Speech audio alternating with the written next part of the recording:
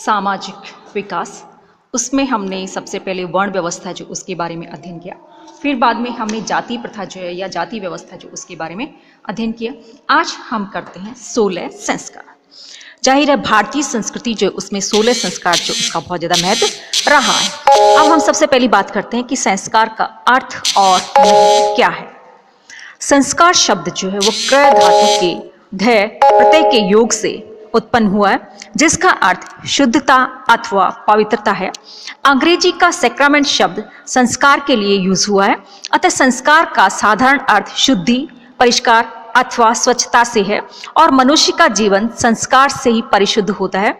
जन्म से मनुष्य पूर्ण से असंस्कृत होता है, किंतु संस्कारों की संपन्नता से वे मणि की तरह दैदीप्यमान और चमक जाता है और उसका भौतिक, बौद्धिक और आध्यात्मिक जीवन निखर उठता है।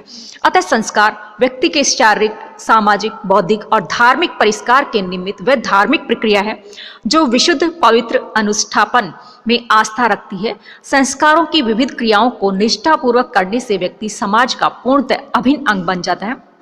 अतः संस्कार हिंदू समाज के सदस्यों के लिए अत्यंत ही अनिवार्य धार्मिक विधान बताया गया है और जीवन में नैतिक, आध्यात्मिक और धार्मिक प्रवृत्तियों के निर्माण और उनसे अपने व्यक्तित्व को उत्कर्षित करना भी संस्कार संपन्न मनुष्य जो उसका लक्ष्य रहता है। मनुष्य का संपूर्ण जीवन कहा जाता है कि संस्कार जो उसके आवरण जो उससे ढका रहता है। कहा जाता है कि जन्म से लेकर मृत्यु तक सारा जीवन विभिन्न संस्कार जो उससे शुद्ध और पवित्र होता रहता है और संस्कारों को संपन्न किए बिना व्यक्ति का जीवन अपवित्र, अपूर्ण और अव्यवस्थित बताया है। शरीर और आत्मा की शुद्धि संस्कारों के संपादन से ही संभव थी और इन संस्कारों को संपन्न करने में हवन और अग्नि सबसे ज्यादा महत्वपूर्ण रही है। संस्कार के अंतर्गत देवताओं की स्तुति, प्रार्थना, कामना और उनके निमित्त यज्ञ किया जाता था और पुरोहित द्वारा मंत्रोच्चारण के साथ संस्कारों का विधि पूर्वक निष्पादन देवताओं को प्रसन्न करना और व्यक्ति के लिए शुभाशंसा प्राप्त करना था। इसके लिए यद्यपि भारत में संस्कार जो उनका प्रचलित वैदिक काल से ही रहा है, तथापि इनका विवरण जो है हमें वैदिक साहित्य जो उसमें भी मिलता है और मनुष्य के जीवन में कितने संस्कार संपन्न होने चाहिए इसके ऊपर भी धर्मशास्त्र जो एक मत नहीं है।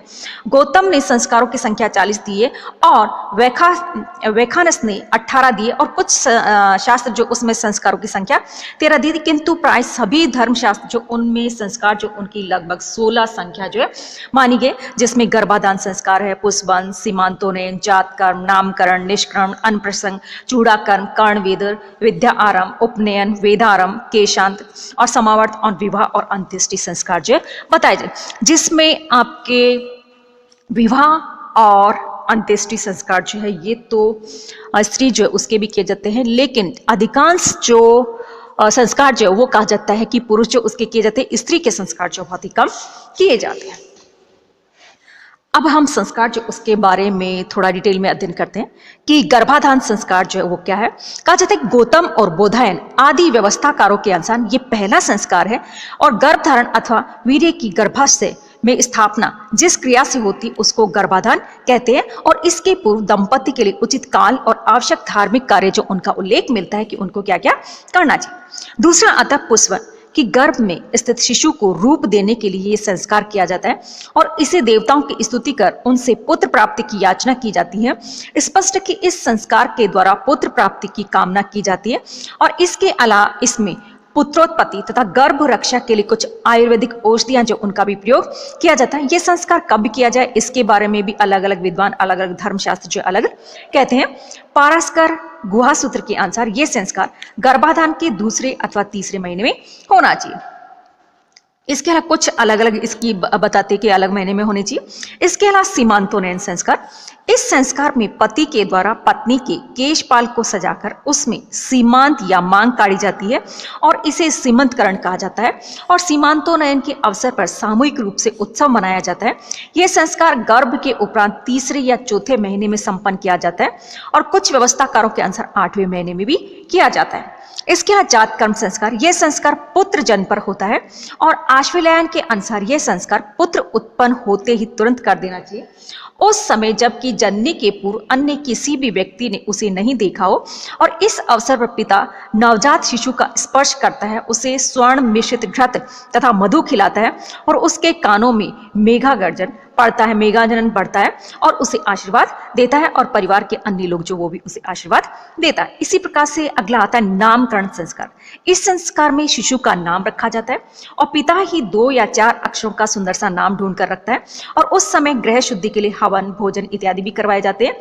और बोधायन के अनुसार यह संस्कार जन्म के 10वें अथवा 12वें दिन में होना चाहिए। इसके अलावा निष्क्रमण संस्कार कि जन्म के 4थे महीने में शिशु को जब पहली बार घर से बाहर निकालने की क्रिया की जाती है उसको निष्क्रमण संस्कार के नाम से जाना जाता है।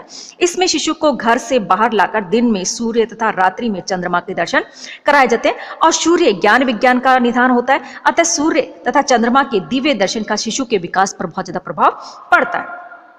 अगला अन्नप्राशन कि 6ठे महीने में शिशु को पहली बार जब हम भोजन या आहार देने की क्रिया करते हैं उसको अन्नप्राशन के रूप में मनाया जाता है। शिशु को शुरू में यानी कि थोड़ा चावल, शहद, दही और घी इत्यादि जो वो दिया जाता है। इसके अलावा चोल या चूड़ा कर्म, इसे केशोच्छेदन संस्कार भी कहते हैं। और जन्म के पहले या तीसरे वर्ष में शिशु के जन्म के बालों को कटवाकर सिर पर केवल यानी कि चोटी छोड़ दी जाती है और शिखा चोटी रखने का प्रारंभ भी इसी संस्कार जो उससे माना जाता है। और कुल की रीति के अनुसार उसके बच्चा जो होता है उसके सिर पर 1, 3 या 5 चोटी जो छोड़ने का विधान होता है। इसके अलावा कर्णवेद, ये संस्कार जन्म के 3रे या 5वें साल में किया जाता है और शिशु को स्नान कराकर वस्त्र पहनाए जाते हैं और फिर अच्छे वैद्य द्वारा दाहिनी अच्छा सा वैद्य ढूंढकर कहा जाता है कि पहले दाहिने कान को, फिर बाद में बाएं कान जो उसको छेदा जाता है। और इस संस्कार का भी स्वास्थ्य की दृष्टि से बहुत ज्यादा महत्व होता है। अगला आता है उपनयन संस्कार, इसे यज्ञोपवीत संस्कार जो उसके नाम से भी जाना जाता है।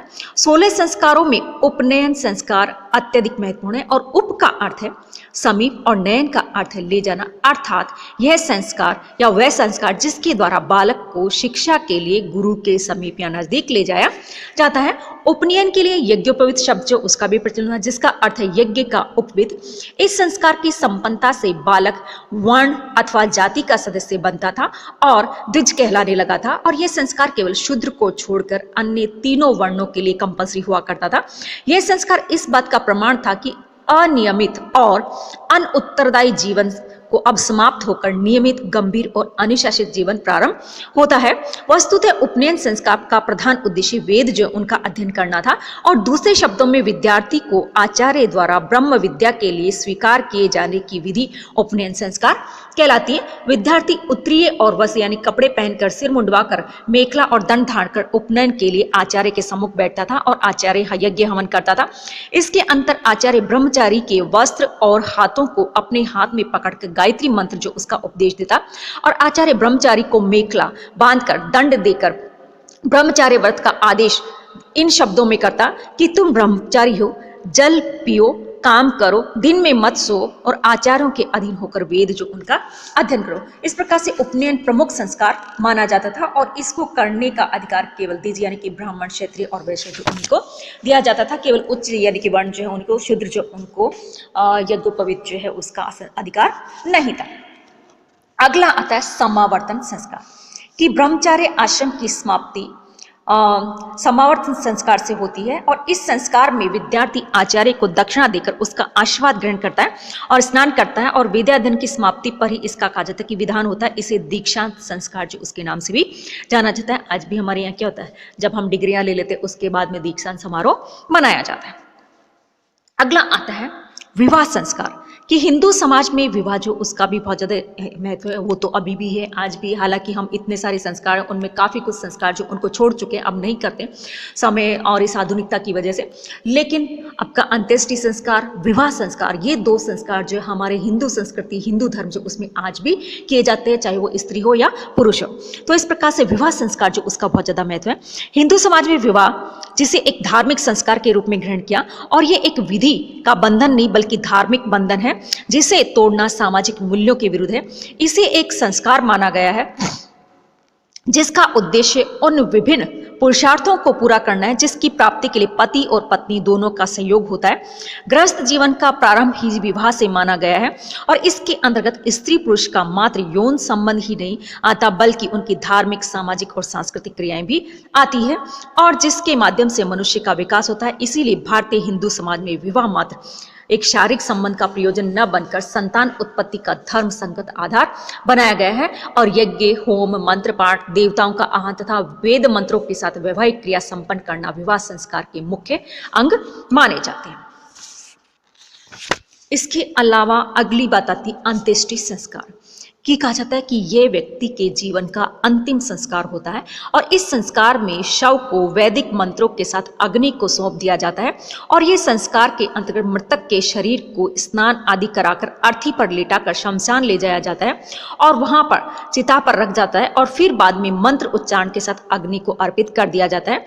तीसरे या 10वें दिन फूल चुगकर या अस्थियां चुनी जाती है और कलश में भरकर मंत्रों का उच्चारण किया जाता है। बाद में पवित्र नदी, सरोवर या जलाशय में कलश में रखी भस्म सहित अस्थियां जो उनको विसर्जित कर दिया जाता है। तो इस प्रकार से अंत्येष्टि संस्कार मनाया जाता है।